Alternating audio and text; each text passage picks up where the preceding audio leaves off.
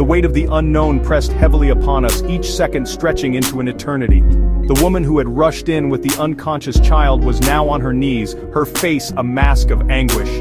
Her cries pierced the stillness, a raw, unfiltered expression of a mother's deepest fears. "Please, God, save my daughter!" she cried out, her voice raw with pain. The desperation in her voice was palpable, echoing through the sterile walls of the hospital. "Don't take her from me! Please!" Her words were a plea, a desperate attempt to bargain with fate. Her desperate pleas echoed through the silent waiting area, a haunting reminder of the fragility of life. I looked around. Heads were bowed, eyes filled with tears. The room was heavy with a collective sorrow. The woman's raw grief transcended language, touching the hearts of everyone present. It was a mother's worst nightmare, a fear that resided in the heart of everyone present. The air was thick with tension and unspoken prayers. I felt a hand on mine, a small gesture of comfort in a sea of despair. It was Sarah. Her eyes were filled with tears, her face pale. She didn't need to say anything. Her presence was enough. We didn't need words. We were united in that moment, bound by a shared fear and a silent prayer.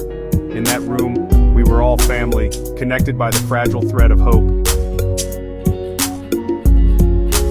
Just when the tension in the room had reached its peak, a door opened. The air was thick with anxiety, every second feeling like an eternity. A doctor emerged, a small smile playing on his lips. His expression was calm, yet it carried a message of hope. He walked towards the woman who was still on her knees, her hands clasped in prayer. Her whispered words of desperation filled the silent room. "Ma'am," the doctor said gently, "your daughter is awake."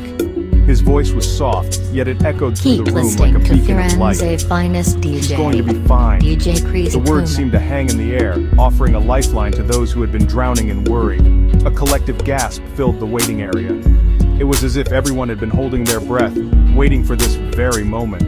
The woman looked up, her eyes wide with disbelief. She had been praying for a miracle, and now it was unfolding before her.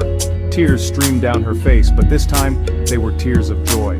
The weight of her fears was lifted, replaced by overwhelming relief. She rushed past the doctor, followed closely by a wave of relieved sighs and whispered prayers of gratitude. The room seemed to come alive with emotion. In that moment, the waiting area was no longer a place of fear and uncertainty. It had transformed into a space filled with hope and renewed faith. It had become a sanctuary of hope, a testament to the power of faith and the resilience of the human spirit. The miracle they had all been praying for had finally arrived. Stay focused and stay motivated. Chris Nkume says so.